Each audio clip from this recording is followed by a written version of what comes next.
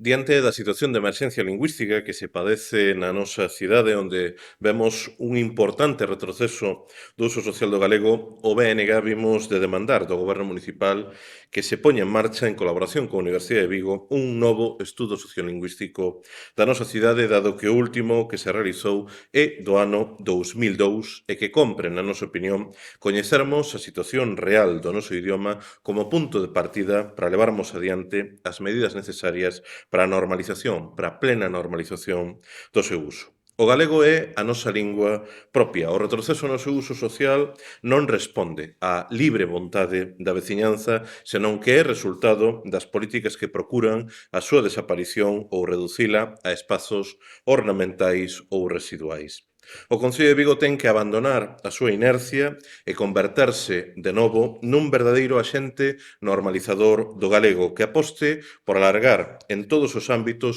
o uso do noso idioma co obxectivo de garantir o dereito de todas as viguesas e de todos os vigueses a podermos vivir plenamente en galego. O galego ten que deixar de ser unha anécdota para o Concello de Vigo e un elemento ritual para xornadas como o 17 de maio.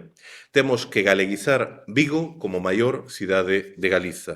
E para iso é fundamental termos un coñecemento ao máis profundo e detallado posible da situación para poder actuar con máis capacidade, polo que nos parece imprescindível actuar un mapa sociolingüístico que ten máis de 20 anos. Pero compre tamén que se dean pasos xa, que se dean pasos agora, a principiar por garantir o cumprimento da Ordenanza Municipal de Normalización Lingüística que fixa que o idioma oficial e lingua vehicular do Concello de Vigo é o galego, pero que é sistemáticamente incumprida polo Goberno e singularmente polo seu alcalde. É urxente tamén, tal e como temos demandado de maneira reiterada, constituirmos o Consello Social de Lingua, que leva pendente de renovación dende o ano 2019 e poñer en marcha de inmediato un ambicioso programa de promoción da lingua galega en Vigo dotado con como mínimo 150.000 euros. É irracional e un síntoma moi preocupante de autoodio e de galegofobia